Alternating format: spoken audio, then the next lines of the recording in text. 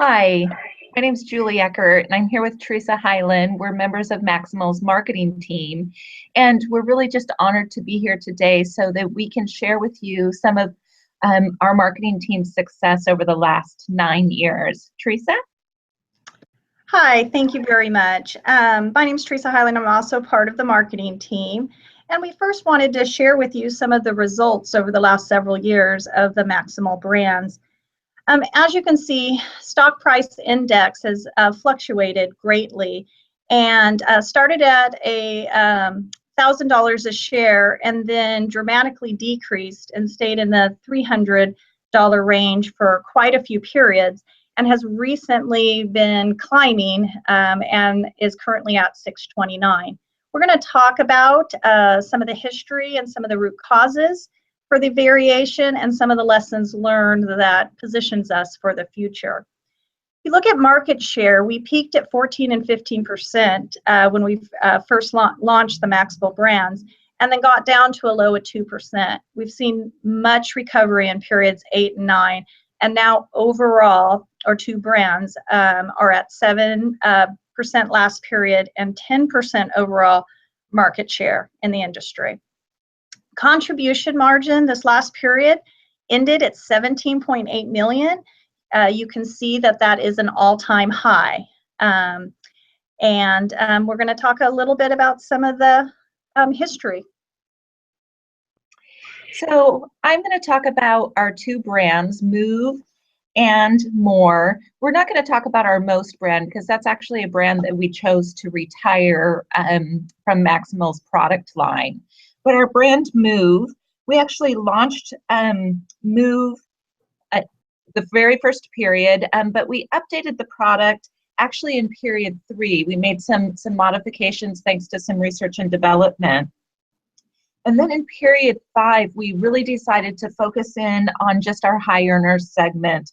We discovered that our product was higher aligned with this segment across the desired attributes. And so in period 5, we dropped the Explorers. This really allowed us to focus in on the high earners market. And in beginning in period 5, we really started to see a market share increase, where we ended our Move brand with a market share of 27.8%, second among the high earners segment. Now, as we move on to our More brand, More is a product that we launched in period 4. We initially launched More with truly the mission of dominating the Explorer segment, but we also wanted to see how we appealed to the shopper segment.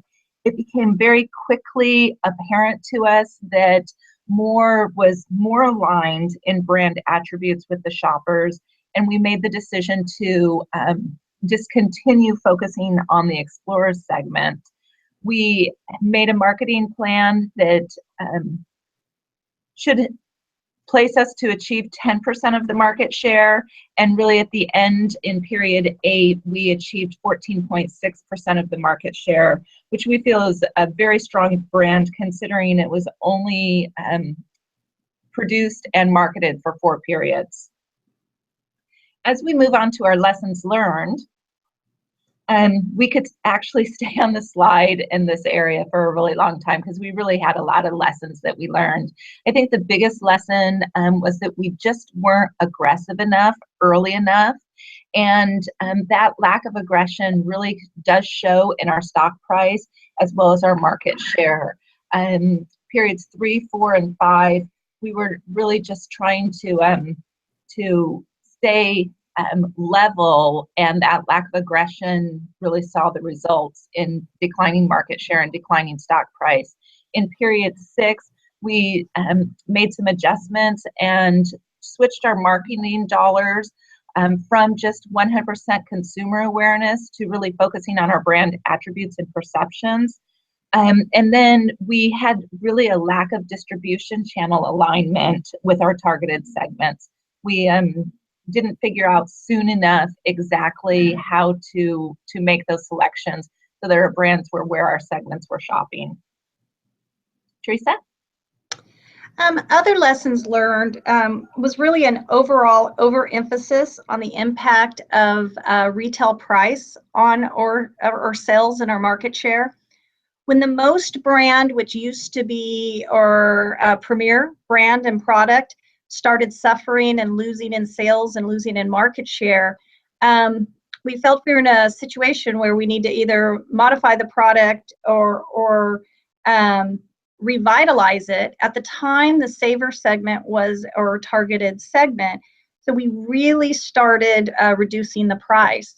And we're very surprised to see that the sales continued to decline. And that caused a significant impact in our contribution margin with really no positive impact on either sales or market share.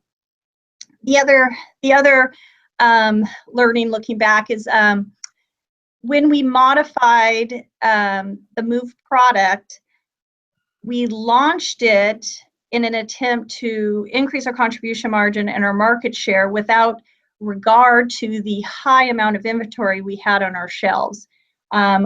We then suffered a major loss in that period for that miscalculation. We also feel that we as a company waited too long to launch a new product, the More product.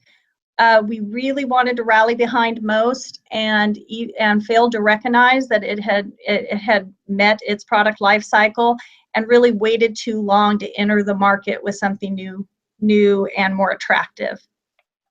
And again, we were very reluctant to retire Most. Probably should have retired it sooner so we could then reallocate our commercial team and our focus and our marketing dollars on the products that had more appeal to their applicable segment. So let's talk about how we did in this in our segmentation and our targeting. Early on, we tended to do more of the shotgun approach, tried to be the product for every segment and everybody.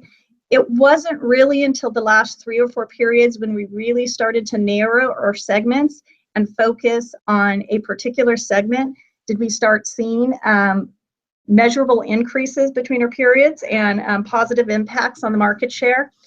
So for example, Julie had mentioned when we launched the More product, we initially launched it to attract the explorers. At the time, our competitors' analysis showed no one was truly dominating the market. But early on, our marketing research showed that we were far more attractive of a brand to the shopper segment. And we started allocating some of our attention and our dollars there, but in small increments instead of going all in. When we went all in period 8, we had dramatic increases in market share. Another area where we increased our focus that showed some measurable improvement is focusing on the perceptual maps. So for example, in the Move product, our brand perceptions were aligned with our targeted segment of the high earners, and we were struggling on determining why there were lackluster sales. Well, one of the things that we failed to recognize early on was the importance of the attribute of power, where we definitely had a lower than ideal values, especially compared to our key competitors. Once we started focusing on attribute marketing, we also saw an increase in market share and sales. We also, as a company, tend to struggle on selecting our competitors. We really need to focus into the future, whether we're going to go after the top brand in our market, go after the top, or look at some of the smaller ones and try to accumulate market share from some of the competitors that are closer to our segments. And through the periods, we have gone back and forth on this and really are recommending we pick a direction in that area.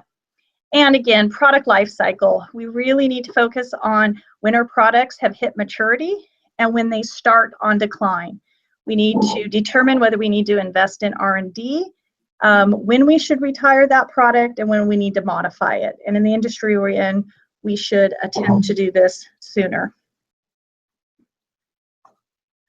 So one thing that I do think that we did well was, especially with our Move product, was we properly priced the product to appeal to the high earner segment.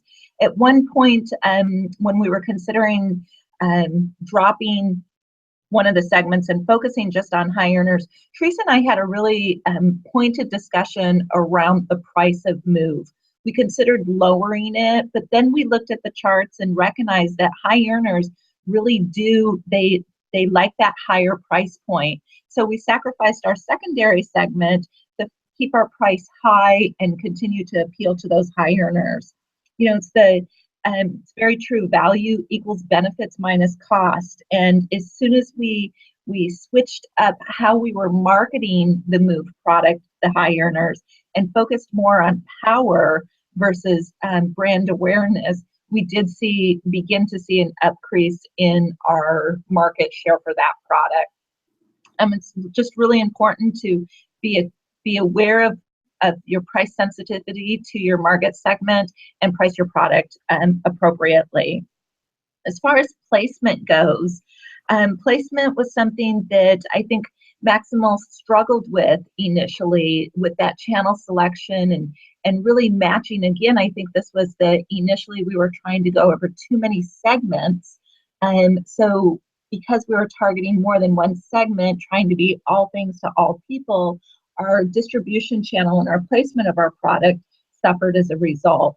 But as soon as we narrowed in our target market, we were really able to place our product in the channels that our markets were shopping in. And then, of course, as we retired our third brand, we had the opportunity to reallocate those commercial teams without increasing our costs.